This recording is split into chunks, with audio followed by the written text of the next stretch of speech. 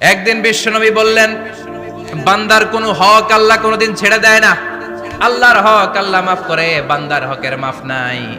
যদিও আমি নবী, আমার উপর যদি কোনো হক থাকে বলো, আমি দিয়ে দেব। কোন সাহাবী দাঁড়ায় না। এক সাহাবী দাঁড়িয়ে বলল, নবী, যুদ্ধের ময়দানে চাবুক চালানোর সময়, লাঠি চালানোর সময় এক কাফেরকে মারতে যেয়ে আপনার লাঠির বাড়ি আমার পিঠের মধ্যে পড়েছে।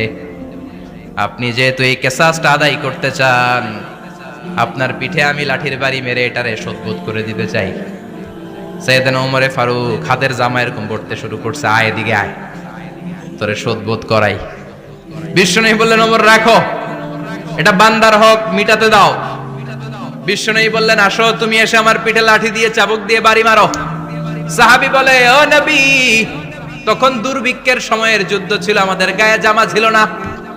যখন আপনি আমার চাবুকটা পিঠের মধ্যে মেরেছেন, আমার পিঠে তখন জামা ছিল না। আপনি যদি যথা নিয়মে কিসাসটা আদায় করতে চান, আপনার জামাটা খুলেন, খালি পিঠের মধ্যে বাড়িটা মারিস। এবার আর ওমরে ফারুককে ধরে কে?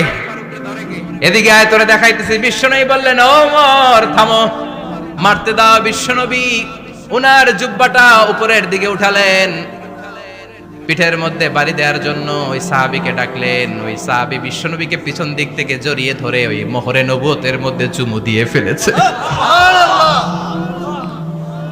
সাহাবী বললেন, নবী গো, এই নাটক করার জন্য আপনি আমারে মাফ করে দিয়েন। আপনি বিশ্বনবী, উদম গায়ে আপনারে দেখা যায় না, খালি গায়ে আপনারে দেখা যায় না। শুনেছি আপনার পিঠের মধ্যে মোহরে নবুয়ত আছে। অনেক দিনের সাধনা, জল্পনা কল্পনা, আপনার মোহরে নবুয়তে আমার ঠোঁটটা আমি লাগাবো। আপনার মোহরে নবুয়তের মধ্যে আমার ঠোঁটটা লাগিয়ে আমার ঠোঁটটারে আমি জাহান্নাম থেকে পরিত্রাণ করাবো। এজন্য প্ল্যান প্রোগ্রাম করে এতক্ষণ আপনার জামাটা খুলতে বলেছি। আপনার উপরে আমার কোনো হক নাই। আমার আব্বা মা, আমার সম্পদ, আমার জীবন আপনার জন্য কোরবান গো নবী। বিশ্বনবীর পিঠে বাম দিকে খাতামুন নবুওয়া ছিল, মাহরে নবুওয়া। কোন বর্ণনা এসেছে উনি এই মাহরে নবুওয়া দিয়ে পিছন দিকে দেখতেন। বিশ্বনবী যখন নামাজ পড়তেন উনি বলতেন, ইস্তাকিমু ওয়া'তাদিলু ইয়ারহামুকুমুল্লাহ, কাতার সোজা করো, ফাঁকা জায়গা বন্ধ করে দাও। কারণ আমি সামনে যেমনি দেখি, পেছনেও তেমনি দেখি। অনেকে বলেন বিশ্বনবী পেছনে দেখতেন এই মাহরে নবুয়তের জায়গাটা দিয়ে। এটা ছিল বিশ্বনবীর behind CC camera, behind close circuit camera. আল্লাহু আকবার। বিশ্বনবী ছাড়া কোন নবীর পিঠে এরকম মাহরে নবুয়া ছিল নাকি? কথা বলেন। এজন্য ওই নবীরে গালি দিলে সহ্য হয়? কথা বলেন, সহ্য হয়? আবিয়াদুল ইবতাইন, বগল ছিল শুভ্র সাদা। আমাদের বগল কি সাদা? দুর্গন্ধ, কুৎসিত, কালো, তাই না? বিশ্বনবীরটা কালো? কথা কোন? শুভ্র সাদা। আমরা দোয়া করি এভাবে। বিশ্বনবী মাঝে মাঝে দোয়া করতে করতে বৃষ্টির জন্য যখন দোয়া চাইতেন, আরাফার ময়দানে যখন দোয়া চাইতেন, দোয়া করতে করতে হাতটারে উপরের দিকে করতেন। সবাই এরকম হাত তোলেন, সবাই হাত তোলেন। বিশ্বনবী মাঝে মাঝে আবেগের চোটে এইখান থেকে হাতটা এই জায়গায় নিয়ে যেতেন। সুবহানাল্লাহ। বিশ্বনবী যখন হাত আবেগের চোটে উপরের দিকে উঠাতেন, বিশ্বনবীর বগল দেখা যেত। সাহাবারা বলতেন, হাত্তা ইরা বায়াদু ইবতাইহি, এই সুযোগে আমরা দেখতাম ওনার বগলটা ধবধবে সাদা, কোনো দাগ ছিল না। মুস্তাওয়াল জাবিন, প্রশস্ত ললাট ছিল। আসাম্মুল আনফ, খাড়া নাক ছিল। বিশ্বনবীর নাক কিন্তু বোচা ছিল না। এরকম চ্যাপটা নাকরে আপনারা কোম্পানিগঞ্জে কি বলেন? চাকমা? কি নাক? হ্যাঁ, বুসা। বিশ্বনবীর নাক এই চাকমা স্টাইলে নাক ছিল না, খাড়া ছিল, খাড়া নাক ছিল। সুবহানাল্লাহ পড়ে। মুফাল্লিজুল আসনান, দাঁতগুলো ছিল পরিপাটি। বিশ্বনবীর দাঁতের দিকে তাকালে, বিশ্বনবীর হাসির দিকে তাকালে মনে হতো হাসিতে যেন মুক্তা ঝরে। বিশ্বনবী দেখতে কেমন ছিল আন্দাজ পাচ্ছেন না মোটামুটি? এই চমৎকার দেহটা নিয়ে যখন আয়নার সামনে দাঁড়াতেন, বিশ্বনবী জোস জোস পোজ দিতেন না। এখনকার ছেলেপেলেরা বলে আয়নার সামনে দাঁড়াইয়া দেই জোস জোস পোজ, আছে না নাই? বিশ্বনবী জোস জোস পোজ দিতেন না। বিশ্বনবী আয়নার সামনে দাঁড়িয়ে বলতেন, আল্লাহুম্মা হাসানতা খালকি ফাহসিন খুলুকি ও আল্লাহ, আমার চেহারাটা যেমনি আপনি সুন্দর বানিয়েছেন, আমার হৃদয়টারেও সুন্দর করে দেন। What a attitude, what an attitude! কি অ্যাটিটিউড ছিল ওনার! আমরা আয়নার সামনে সেজে পড়ে দাঁড়ালে চুলকে সাইজ করি, পাং করি, স্টাইল করে, ডিজাইন করি। বিশ্বনবী সুন্দর চেহারাটা নিয়ে যখন আয়নার সামনে দাঁড়াতেন, বলতেন, আল্লাহ, আমার চেহারাটা যেমনি সাদা, হৃদয়টারেও সাদা করে দেন। কিছু মানুষ আছে চেহারা সাদা, হৃদয় কালো, আছে না নাই? কিছু মানুষ আছে চেহারাটা কুচকুচে কালো, অন্তরটা সাদা, এমন মানুষও আছে না নাই? বিশ্বনবীর ভেতরও সাদা, বাহিরও সাদা। সুবহানাল্লাহ। আর এই সুন্দর সাদা দেহ নিয়ে আয়নায় দাঁড়িয়ে পড়তেন, আল্লাহ, চেহারা যেমনি সুন্দর, চরিত্রটাও সুন্দর করে দেয়। এজন্য আয়নার সামনে দাঁড়িয়ে এই দোয়ার দরকার আছে না নাই? পড়তে রাজি আছেন? মনে থাকবে না মাহফিল শেষ ভুলে যাবেন? মনে থাকবে? আয়নার সামনে আপনি যখন দাঁড়াবেন, আপনার স্ত্রী যখন দাঁড়াবে, আপনার বাচ্চারা যখন দাঁড়াবে, বলে দিবেন, বাবা, আয়নার সামনে দাঁড়ানোর দোয়া পড়ো। কত অসাধারণ দোয়া! পড়েন আওয়াজ করে আমার সাথে, আল্লাহুম্মা হাসানতা খালকি ফাআহসিন খুলুকি, আল্লাহুম্মা হাসানতা খালকি ফাআহসিন খুলুকি। এর মানে, আল্লাহ, আমার চেহারাটা করেছো সুন্দর, আমার আচরণ, আমার চরিত্রটাও সুন্দর করে দাও। চিৎকার করে পড়েন আমিন। তাহলে বিশ্বনবীর ব্যাপারে তিনটা কথা আমরা শুনবো বলেছিলাম, প্রথমটা শুনে ফেলেছি। মানে উনি দেখতে কেমন ছিল, উনি দেখতে কেমন ছিল, এর মধ্যে আমাদের আমলের কিছু নাই, শুধু বর্ণনা করা আর শোনা আর বিশ্বনবীকে ভালোবাসা, ঠিক কিনা? কারণ উনার না খাড়া, আমার তো খাড়া নাও হইতে পারে। উনি সুন্দর, আমি তো শ্যামলা হইতে পারি, কারণ এটা আল্লাহর দেয়া পরীক্ষা, ঠিক কিনা? দ্বিতীয় পয়েন্ট থেকে আমাদের আমল শুরু। দ্বিতীয় পয়েন্ট ছিল বিশ্বনবীর আচরণগত বৈশিষ্ট্য। আমার নবীর বিহেভিয়ার কেমন ছিল, কন্ডাক্ট সিস্টেম কেমন ছিল, ম্যানার কেমন ছিল, মানুষের সাথে কমিউনিকেশনটা কেমন ছিল, ব্যবহারিক জীবনটা কেমন ছিল, এগুলো আমল করার দরকার আছে না নাই? কষ্ট হচ্ছে? কষ্ট হচ্ছে? মনোযোগ আছে তো? মনোযোগ আছে না গেছে? আমরা এবার শুনবো বিশ্বনবীর আচরণ কেমন ছিল। বিশ্বনবী যখন রাস্তা দিয়ে হাঁটতেন, ইয়ামশি হাউনান, বিনয়ের সাথে হাঁটতেন। ইয়ামশি হাউনান, রহমানের বান্দারাও বিনয়ের সাথে রাস্তা দিয়ে হাঁটে, ঠিক কিনা?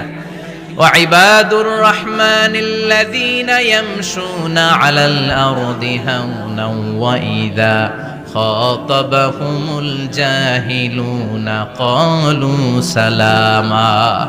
রহমানের বান্দারা যখন রাস্তা দিয়ে হাঁটে, বিনয়ের সাথে হাঁটে, তারা অহংকার প্রদর্শন করে না, মানুষের সাথে বিনয়ের সাথে রাস্তা দিয়ে হাঁটে। এজন্য রাস্তা দিয়ে যখন হাঁটবো, বিনয়ের সাথে হাঁটবো। রাজি আছেন তো? নাকি অহংকার প্রদর্শন করে হাঁটবেন? বিশেষ করে যুবকেরা, 3-4 জন যুবক একসাথে হলে রাস্তায় ওদের আর কারো হুঁশ জ্ঞান থাকে না, পুরো দুনিয়াটাই মনে হয় দুনিয়াটাই আমার, আছে না নাই?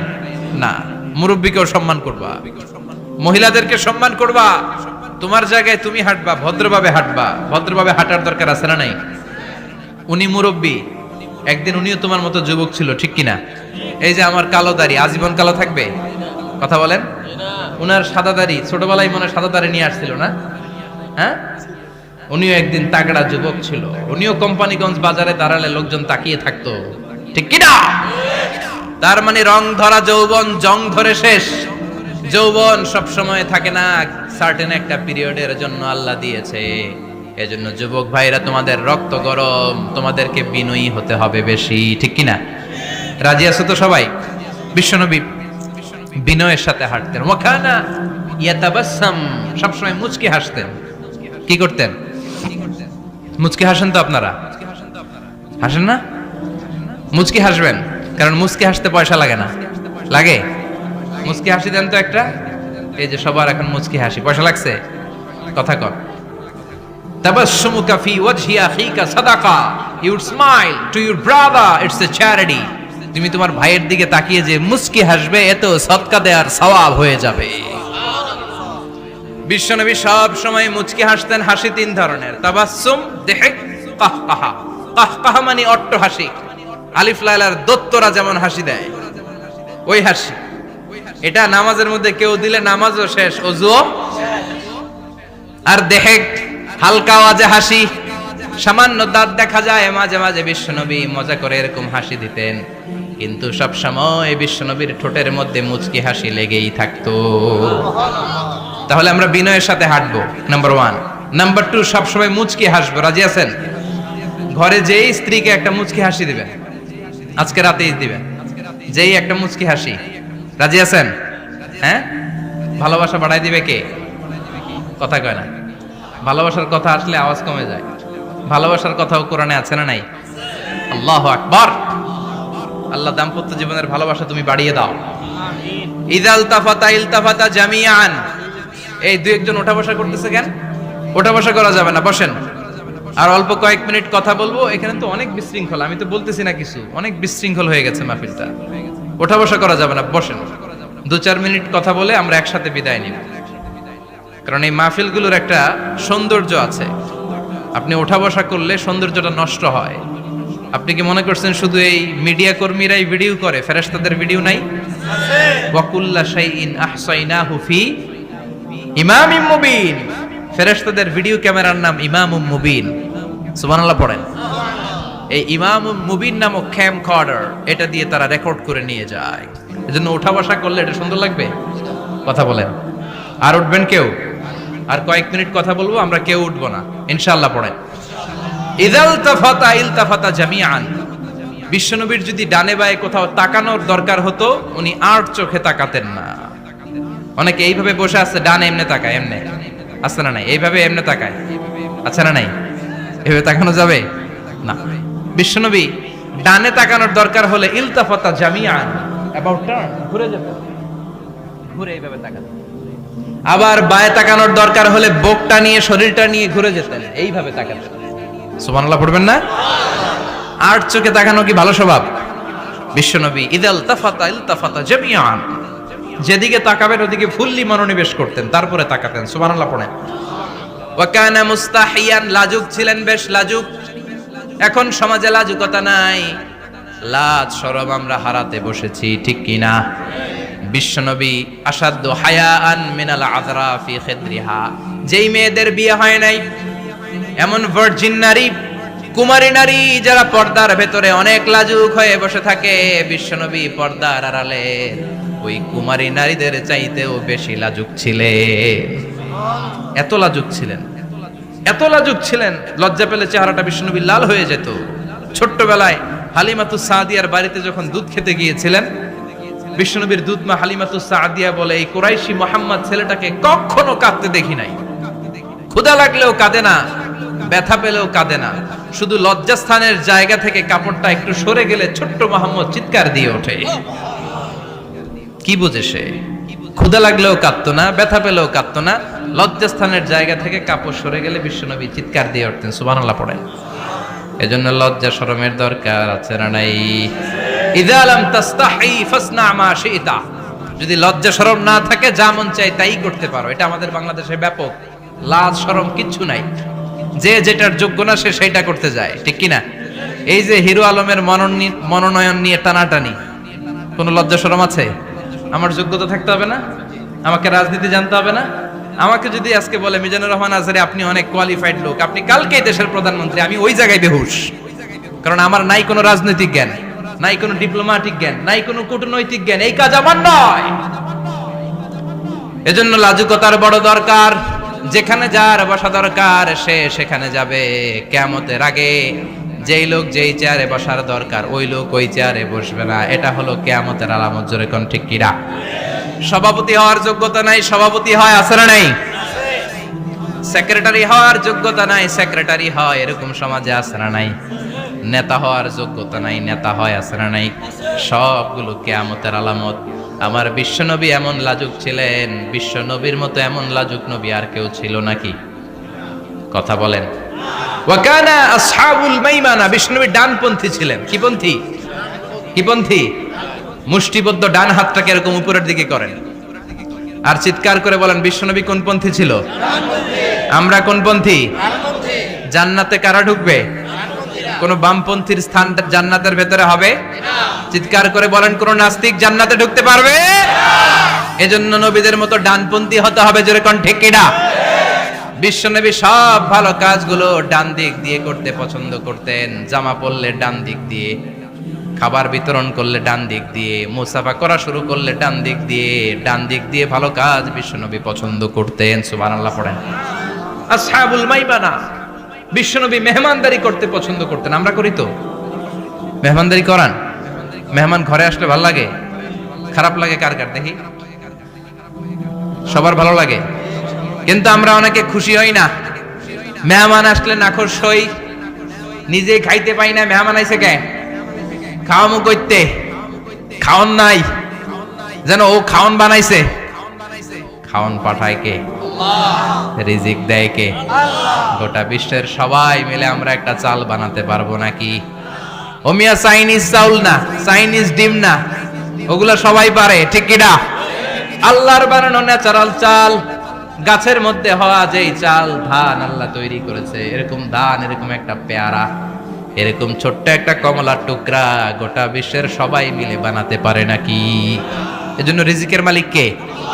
মেহমান আপনার রিজিকে ভাগ বসাতে আসে না, সে তো তার রিজিক নিয়ে আসে, সে আরো এসে আপনার রিজিকে বরকত ঢুকিয়ে দিয়ে যায়। চিল্লা এখন ঠিক কিনা? কারণ আমরা বরকতে বিশ্বাসী। বরকত বিশ্বাস করেন? 5 লাখ টাকা মাসে কামায়, ডাইন হাতে বা হাতে, আছে না নাই? হালাল হারাম ইচ্ছা মতো কামায়, মাস শেষে কিচ্ছু থাকে না, এরকম ডাকাইত আছে না নাই? হসপিটালের একটা বিল পরিশোধ করতে 3 লাখ চলে যায়, ঋণের বোঝায় জর্জরিত, রাতে ঘুম নাই, তার মানে বরকত নাই। আরেকজনের বেতন 20,000, কয় হাজার? বাড়ি ভাড়া 6,000, বাজার খরচ 6,000, ছেলে মেয়ের স্কুলের বেতন 6,000, বেড়ায় দান করে আরো 1,000, আরো থাকে। সুবহানাল্লাহ পড়েন। দিস ইজ কল্ড বারাকা। 20,000 এর বেতনের ভিতরে বারাকা ছিল, 5 লক্ষ ইনকাম, 1 টাকাও নাই, ঠিক কি না? এজন্য কোটি টাকার মালিক দেখলে মনে করবেন না অনেক সুখ। এই দুনিয়ার জীবনটা ধোঁকা, মোহাচ্ছন্ন হয়ে আছি আমরা। এটা ধোঁকা, এটা মরিচিকা, এটা চাকচিক্যময় একটা জায়গা। মৃত্যুর পর মনে হবে একটা দুঃস্বপ্ন ঘটেছিল আমার, বিশাল এক জগৎ পড়ে আছে সামনে।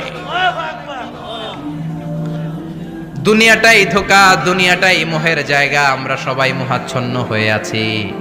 দুনিয়ার উদাহরণ হলো 3টা লাশ আর 4টা স্বর্ণের টুকরার সমান। 3 জন যুবক কাজের জন্য বেরিয়েছে, পথিমধ্যে 4টা স্বর্ণের টুকরা পেয়েছে। যুবক কয়টা? স্বর্ণ পাইছে কয়টা?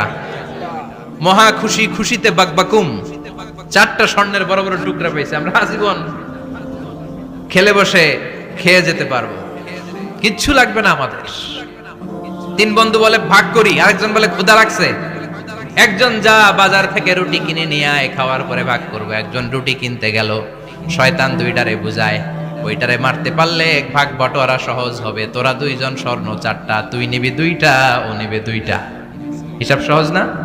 2 বন্ধু প্ল্যান করছে, ওইটারে মাইরা তুই 2টা, আমি 2টা। যেটা রুটি আনতে গেছে প্ল্যান করেছে, রুটির মধ্যে বিষ মিশায় নেই। কি মিশাবো? বিষ। তাহলে বিষ খাওয়া রুটি খেয়ে ওই 2টা সে সব পাবে, আমি পাবো। ভাগাভাগির কিছু নাই, সব যাবে আমার কাছে। 4টা স্বর্ণের টুকরার মালিক আমি। রুটির মধ্যে বিষ মেখে নিয়ে এসেছে, ওই 2 বন্ধু প্ল্যান অনুযায়ী ওইটারে ধরে মেরে ফেলছে। এবার মহা খুশি। এক বন্ধু কয়, এবার তো ভাগ বটর আর কিছু নাই, তুই 2টা, আমি 2টা, আগে খাইয়া লই। আগে খাওয়ার পরে এই 2টাও নাই। 3টা লাশ, 4টা স্বর্ণের টুকরা, এটাই তো দুনিয়ার জীবন, ঠিক কিনা? আসল জীবন কবর থেকে শুরু হবে, কোন ঠিক কিনা? একদিন মাটির ভেতরে হবে ঘরে মন আমার, কেন বাঁধো দালান ঘরে মন আমার, কেন বাঁধো দালান ঘর, ঠিক কিনা?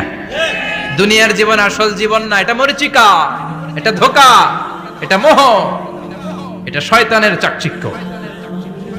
আসল জীবন কবরের জীবন। আসল জীবন সামনে পড়ে আছে, জন্য বরকতে বিশ্বাস করি আমরা, ঠিক কিনা? ল্যান্ড ক্রুজার দাপিয়ে বেড়ায়, বড় বড় টাওয়ারের মালিক, অনেক সম্পদের মালিক। এটা দেখেই মনে করবেন না অনেক সুখে আছে, ঘরে যেয়ে দেখেন কোনো সুখ নাই, ঠিক কিনা? সাধারণত টাকা যার বেশি, দুঃখ তার বেশি, টাকা যার কম, সুখ তার বেশি। সুবহানাল্লাহ পড়েন। আল কানাআতু মিনাল ইসলাম। এজন্য আমার শ্রমিক ভাইয়েরা, আপনাদের এক পা জান্নাতে এমনি ঢুকে আছে। নামাজ পড়বেন, মা বাবার খেদমত করবেন, ইসলামের নিয়মগুলো মানবেন, দ্বিতীয় পাটাও জান্নাতে ঢুকায় দিবে কে? আর যারা কোটি কোটি টাকার পাহাড় বানিয়েছে, ওদের হিসাবের ফিরিস্তি অনেক বড়। বিশাল বাড়ির মালিক, ল্যান্ড ক্রুজার চালায়, সাবরোলেট চালায়, পোরশে, ফারারে, ল্যাম্বরগিনি চালায়, আছে না নাই? ঘরে সুখ নাই, রাতে ঘুম নাই, টেনশন আর টেনশন, 4টা ট্যাবলেট খেয়ে আধা ঘন্টা ঘুমাতে পারে না, এরকম ধনী আছে না নাই? সব ধনীরা আবার এক পাল্লায় মাইপেন না। হালাল পন্থায় মাথার ঘাম পায়ে ফেলে যেই ধনী ব্যবসায়ীরা বড় লোক হয়েছে, ওদের ঘরে ঠিকই শান্তি আছে। তার মানে টাকা যার বেশি, ওষুধ তার বেশি, কিচ্ছু খেতে পারে না। দেখবেন ধনীদের খাবারের ডায়েটে থাকে ভেজিটেবলস আইটেম, ঠিক কিনা? এমনি হজম হয় না, আবার ডাক্তারের কাছে গেলে বলে কিচ্ছু খাবেন না, খালি ঘাস খাবেন। কি খাবেন? মানে ভেজিটেবল খাবেন, সবজি খাবেন তো সুস্থ থাকবেন, আছে না নাই? ঘুম নাই, শান্তি নাই। এই যে কোম্পানিগঞ্জ বাজারের যারা কুলি মজুর শ্রমিক, এদের ঘুমে ঝামেলা আছে? কথা বলেন। ধনী পয়সাওয়ালা কোটিপতি, সে ঘুমের ট্যাবলেট খায়, ঘুমের জন্য যে ট্যাবলেট লাগে রিকশাওয়ালা ওইটাই জানে না, ঠিক কিনা? 1000 কোটি টাকার মালিক হলে বাড়ি কিনা যায়, গাড়ি কিনা যায়, সুখ কিনা যায় না। কোম্পানিগঞ্জ বাজারে সুখ বিক্রি হয় এমন দোকান আছে নাকি? কথা কন, একটাও নাই। কি করলেন আপনারা? সুখের দোকান দিতে পারলেন না? কি আজীব তামাশা! টাকা দিয়ে সুখ কিনা যায় না, গাড়ি কিনা যায়, বাড়ি কিনা যায়, কিন্তু সুখ নো ওয়ে, কেনা যায় না। টাকা হলে জাজিম কিনা যায়, বালিশ কিনা যায়, ঘুম কিনা যায় না। ঘুম কিনা যায়? ফার্মেসিতে ডাক্তারের কাছে যে যদি বলেন 2000 টাকার ঘুম দেন, দিবে? ডাক্তার কি বলবে? ধুরু মিয়া, আমারই ঘুম আসে না, তোমারে আমি ঘুম বিক্রি করব। আচ্ছা না নাই? শ্রমিক ভাই, রিকশাওয়ালাদের ঘুমের ঝামেলা নাই, যেখানে রাই তো এখানেই, যেখানে রাই তো এখানেই কাই। ওর মাথা লাগতে দেরি বিছানায়, নাক ডাকতে দেরি হয়, ওর নাকের ডাকের আওয়াজে ট্রাকের ইঞ্জিনও ফেল, ঠিক কিনা? এজন্য আমরা বরকতে বিশ্বাসী। অল্প খাবো, অল্প পড়বো, অল্প জমাবো, অল্পের ভেতর বরকত দিয়েছে কে? এজন্য মেহমান আসলে বিশ্বনবী খুশি হতেন, আমরাও মেহমান আসলে খুশি হব। রাজি আছি না নাই? সবাই রাজি? মেহমানদারি করাবেন তো?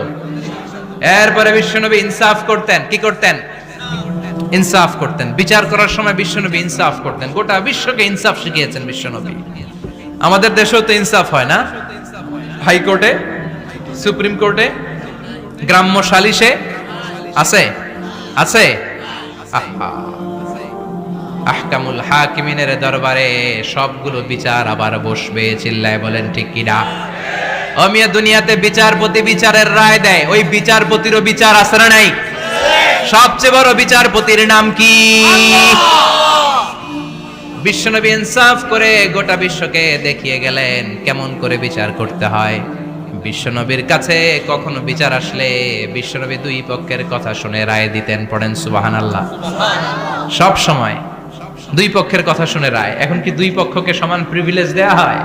কথা বলেন। কারণ কোরআন দিয়ে বিচার হয় না। কোরআন দিয়ে বিচার হোক আমরা চাই কি চাই না? আমার সংসদ ভবনের ভেতরে কোরআনের আইন দিয়ে সংসদ ভবন কায়েম হোক আমরা চাই কি চাই না? সেনাবাহিনীর ভেতরে দরবার হলগুলোতে যখন আলোচনা বসে কোরআন মাঝখানে থাকবে, চিল্লায় বলেন ঠিক কিনা? দেশের সবগুলো ক্যান্টনমেন্টের ভেতরে কোরআন থাকার দরকার আছে না নাই? সবগুলো আদালতের ভেতরে কোরআন থাকার দরকার আছে না নাই? কোরআনের আইন অনুযায়ী আমার দেশের সব নিয়ম কানুন চলবে আমরা চাই কি চাই না? এই কোরআনের আইনের বিরুদ্ধে যদি কোনো আইন পাশ করা হয়, আমরা ওই আইনের বিরুদ্ধে চিৎকার করে বলেন ঠিক কিনা? আমরা এই কোরআনের জন্য সব বাজি রাখতে রাজি আছি। আমরা জীবন বাজি রাখতে রাজি আছি। আমরা দেহের তাজা রক্ত বিলিয়ে দিতে রাজি আছি। জোরে বলেন ঠিক কিনা? কোরআনের জন্য কে কে ময়দানে থাকতে রাজি আছেন? হাত উঁচু করে আল্লাহর দেখা।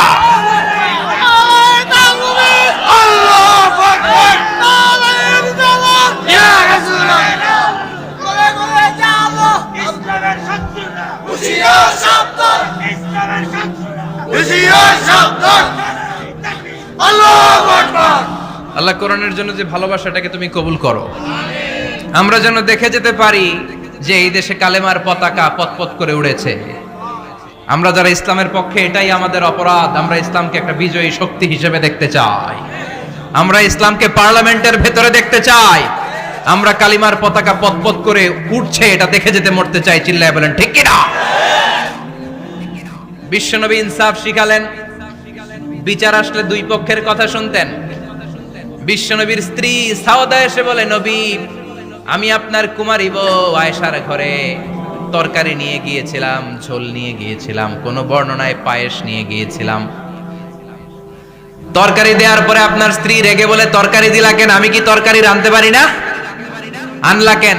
রাগের চোটে তরকারির ঝোল নিয়ে পায়েস নিয়ে আমার গালের মধ্যে মাখিয়ে দিয়েছে আপনার বউ। আপনি তো শ্রেষ্ঠ বিচারক, ও নবী বিচার করে দেন। দুই বউয়ের মধ্যে ঝগড়া আছে না নাই?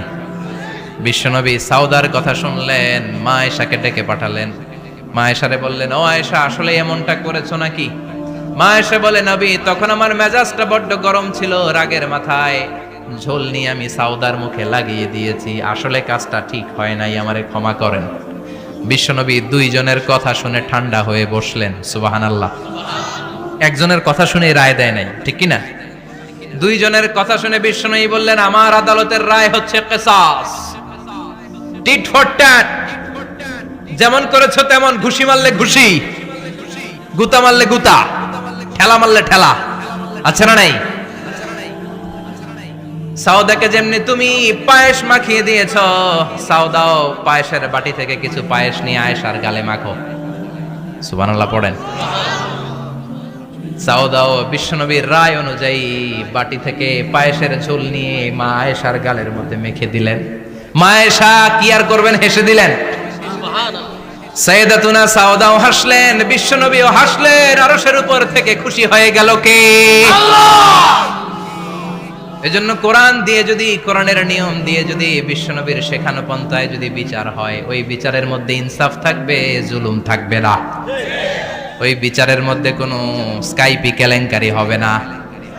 আমাদের টেলিফোনের ফোনালাপ ফাঁস হয়ে যায়, স্কাইপি ফাঁস হয়ে যায়, অনেক ঝামেলা হয়ে যায়, আছে না নাই? এরপরেও জনগণের চোখ খোলে না।